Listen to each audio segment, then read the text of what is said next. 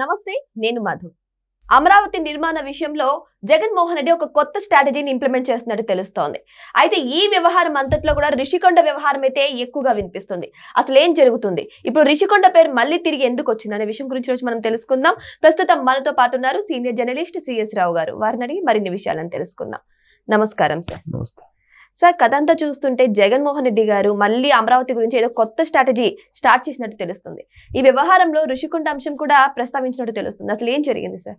ఇప్పుడు కొన్ని అంశాలని టచ్ చేయకుండా ఉంటే బెటర్ అనేది పెద్దలు చెప్తుంటారు. ఇప్పుడు నువ్వు తమలపాకు తిట్టు అంటే తలుపు చెక్క తిట్టు అంటారు అని చెప్పి ఒక సామెత ఉంది. అలాగే జగన్మోహన్ రెడ్డి గారు 2019 నుంచి 2024 వరకు పరిపాలన చేశారు. చేసినప్పుడు ఏం జరిగింది అనేది ప్రజలకు గుర్తుంది. ప్రజలే మర్చిపోలే. ఇంతకు ముందులాగా సోషల్ మీడియా లేకపోతే మర్చిపోతారు, కానీ ఇవాళ సోషల్ మీడియా ఉంది యాక్టివ్గా. ఇప్పుడు మీరు ఏదన్నా అబద్ధం ఆడితే ఆ రోజు నువ్వేం చెప్పావు అని చెప్పి వీడియో పెట్టేస్తున్నారు పక్కనే.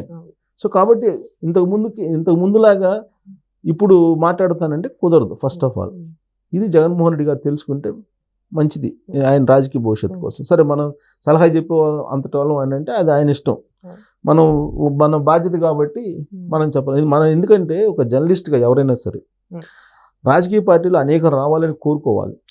ఎందుకనంటే అనేక రాజకీయ పార్టీలు వస్తే అనేక మంది రాజకీయ నాయకత్వాలు వచ్చినప్పుడు ప్రజలకు న్యాయం జరుగుతుంది. ఆ ప్రజల కోసం పోరాడేటువంటి వాళ్ళ సంఖ్య పెరుగుతుంది. కాబట్టి వాళ్ళు ప్రశ్నించేటప్పుడు కొంత నిర్మాణాత్మకంగా ప్రశ్నిస్తే న్యాయం జరుగుతుంది. జగన్మోహన్ రెడ్డి గారు తాజాగా ఉంటారు అమరావతి విషయంలో. అమరావతిలో ఎస్ఎఫ్టీ వచ్చేసి దాదాపు 6,000 పెట్టి 5 నుంచి 6,000 ఎస్ఎఫ్టీ ఖర్చు పెట్టి నిర్మాణం చేస్తున్నారు.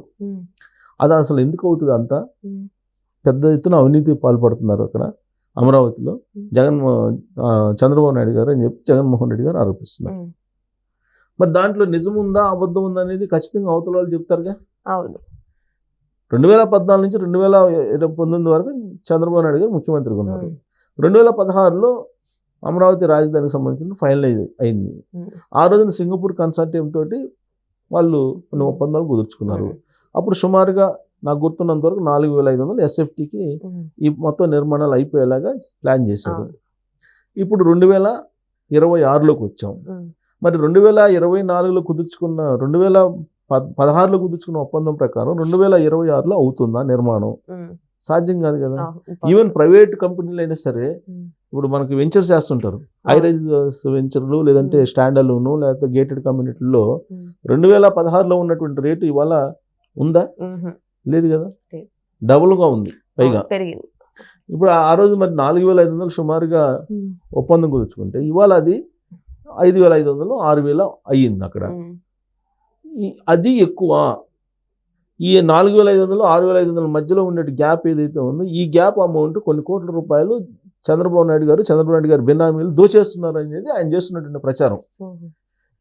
ఈ అంశాన్ని ఢిల్లీకి తీసుకెళ్ళి ఢిల్లీ పార్లమెంట్లో గొడవ చేయాలి. ఢిల్లీ పార్లమెంట్లో ఈ అంశాన్ని లేవనెత్తాలి, లేదంటే దాని మీద పిటిషన్ వేయాలి.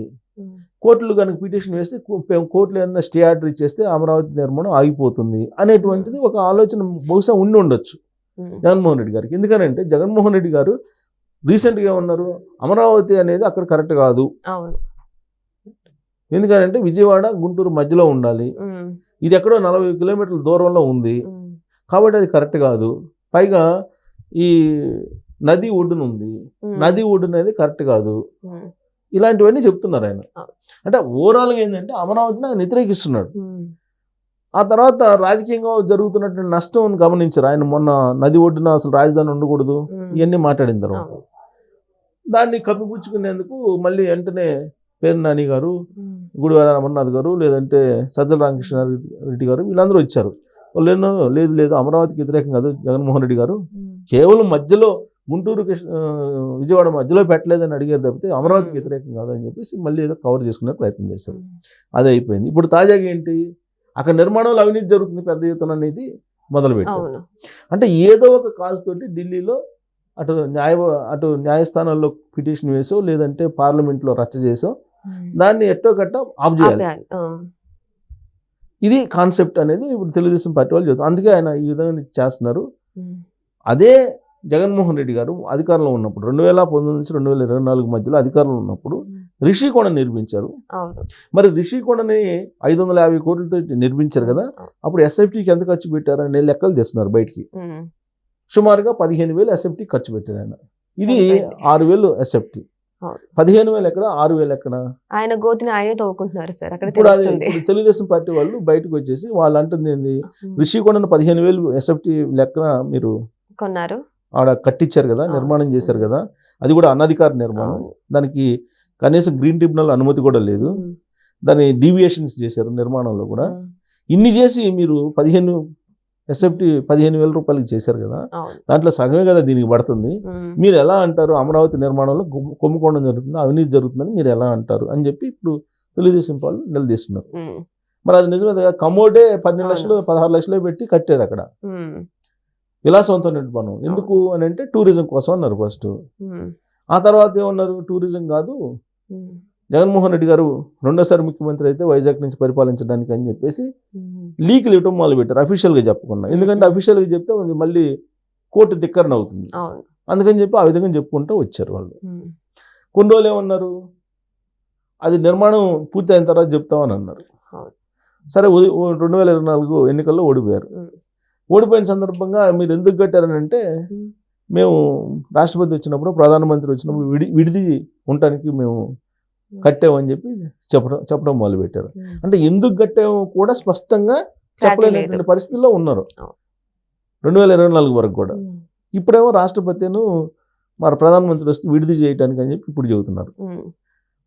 అది అంత ఖర్చు పెట్టి 550 కోట్ల రూపాయలు ఖర్చు పెట్టి కట్టినటువంటి భవనం ఏదైతే ఉందో దాన్ని మీరు ఎందుకు కట్టారో కూడా అవగాహన లేకుండా కట్టేస్తారు. 15,000 ఎస్ఎఫ్టీ ఖర్చు పెట్టారు. రాష్ట్ర రాజధాని అమరావతి. అమరావతి అనేది హైదరాబాద్ లాగానో, బెంగళూరు లాగానో, లేదంటే చెన్నై లాగానో, లేదా ముంబై లాగానో ఒకటి ఉండాలి. ప్రతి రాష్ట్రానికి రాజధాని ఉంది. ఆ రాజధాని కేంద్రమే ఆయా రాష్ట్రాలకి ఆర్థిక సెంటర్గా మారుతుంది.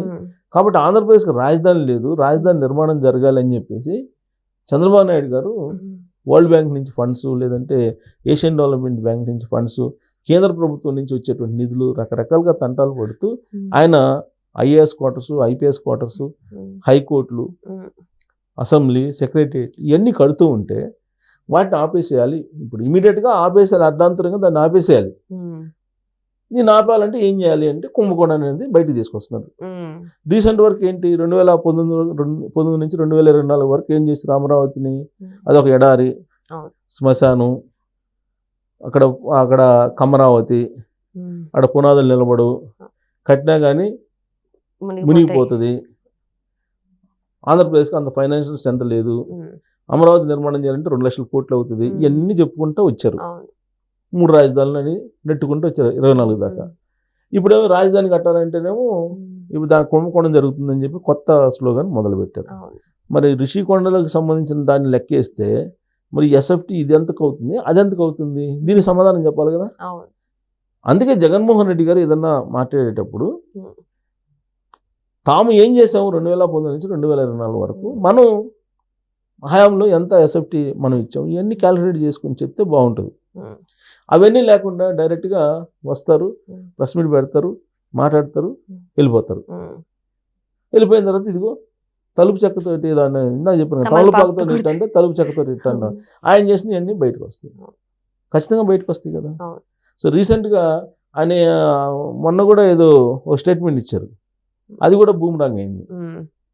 మొత్తం నువ్వు చేసింది ఏంటి అని ప్రతిదీ అంటే ఆయన చెయ్యకపోతే పరిపాలన అంతకుముందు అప్పుడు ఆయన చెప్పింది నమ్ముతారు. ల్యాండ్ టైటిలింగ్ యాక్ట్ గురించి మాట్లాడాడు. ల్యాండ్ టైటిలింగ్ యాక్ట్ తీసుకొచ్చింది ఎవరు, జగన్మోహన్ రెడ్డి గారు. ఆయన సొంత బొమ్మ వేసుకొని పట్టాదారు పాస్ పుస్తకాలు ఇచ్చింది ఎవరు, తప్పులు తడకలుగా ఆయనే ఇచ్చాడు. ల్యాండ్ టైటిలింగ్ యాక్ట్ని రద్దు చేస్తామని 2 ఎన్నికల ముందు చంద్రబాబు గారు హామీ ఇచ్చారు, రద్దు చేశారు. ఇప్పుడు సరిచేసేటువంటి రీసర్వే కార్యక్రమం పెట్టి అవి సరిచేస్తామని చెప్పన్నారు.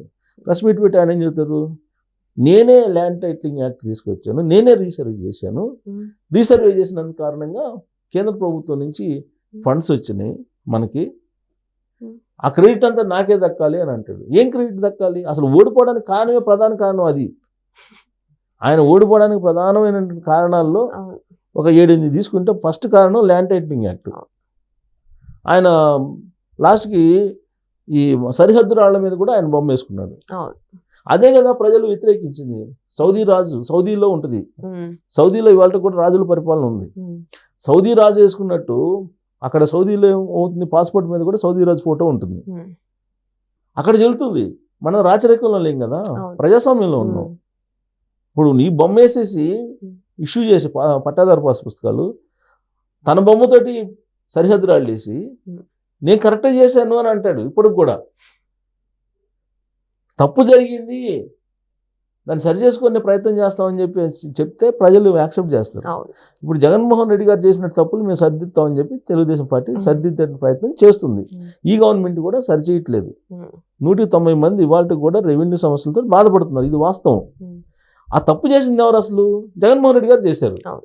దాన్ని సరి చేస్తామని చెప్పి అధికారంలోకి వచ్చినటువంటి కూటమి ప్రభుత్వం కూడా సరి చేయలేకపోతుంది. మరి తప్పు ఎవరిది? ఆయనదా లేకపోతే చంద్రబాబు నాయుడు గారిదా అనేటు చర్చకు మళ్ళీ జగన్మోహన్ రెడ్డి గారే తీసుకొచ్చారు చర్చకి. సో కాబట్టి ఆయన మాట్లాడేటప్పుడు ఆ రోజు ఏం జరిగింది అనేది తెలుసుకొని మాట్లాడితే బాగుంటుంది. లేదంటే ఇట్నే డిబేట్ జరిగినప్పుడు 1,000 అటు చూపిస్తే 4,000 ఇటు చూపిస్తాయి.